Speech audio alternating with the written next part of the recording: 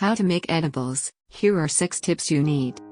With the general public's stance on marijuana decidedly different than it was a decade ago, thanks to changes throughout the U.S., allowing both medical and recreational usages in various states, a happy byproduct is that we have better information than ever when it comes to making weed edibles, a delivery system that continues to reinvent the way that people get high. While weed edibles these days run the gamut from beef jerky to creme brulee, there is no denying that baking cookies or brownies remains an all-time classic. However, knowing how to make edibles requires a certain amount of knowledge, both of cooking and marijuana, to craft the perfect batch. After all, people are looking for something that both tastes good and is potent. Unfortunately, you can't get that by simply slapping some pre-bought mix on a cookie sheet, adding crumbled weed, and lobbing it in the oven. Never fear, though. We've got you covered when it comes to how to make weed edibles.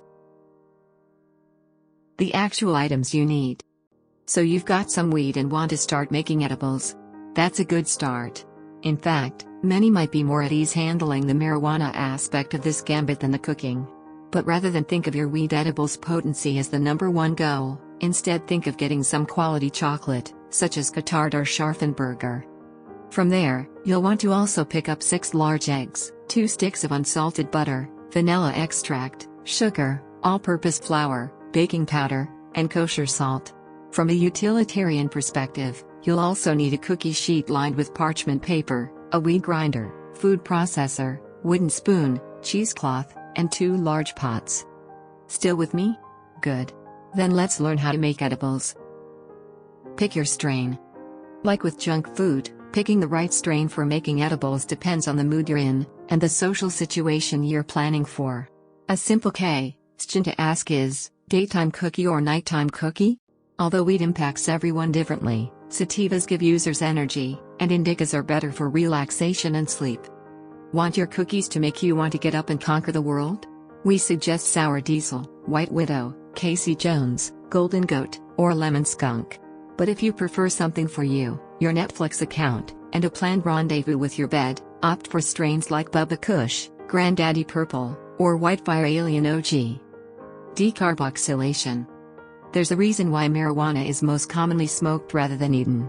Without heating it up or burning it, raw weed is actually non-psychoactive, chock full of THCA, and actually considered a superfood by some, who note 400 different chemical compounds inside the plant, including vitamins, essential oils, and acids.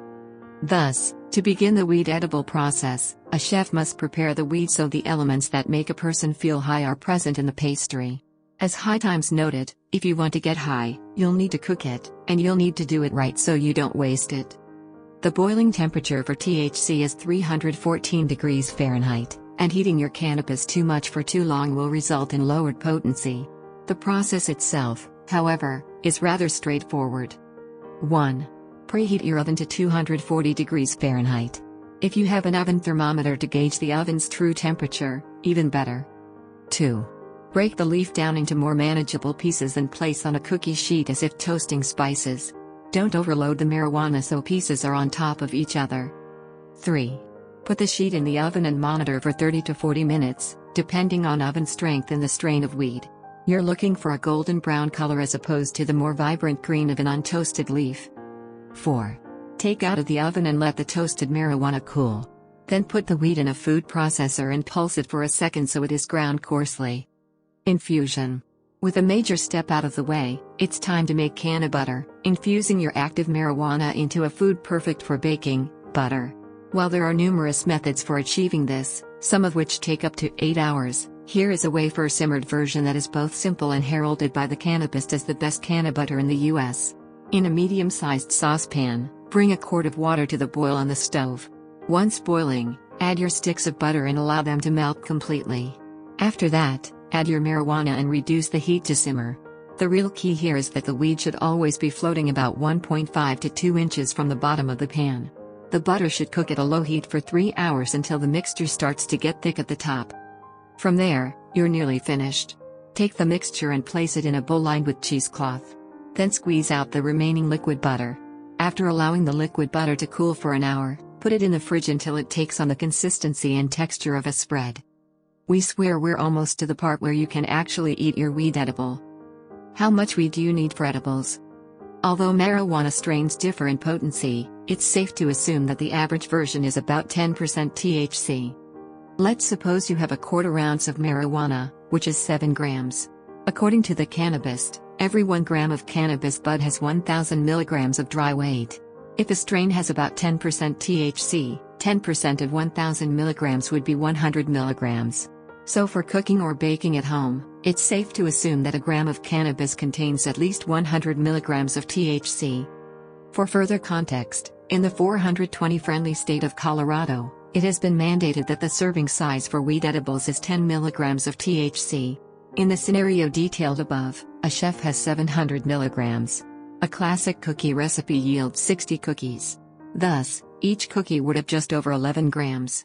First-time users learning how to make weed edibles should cut theirs into quarters, and allow an hour between each dose. SOS.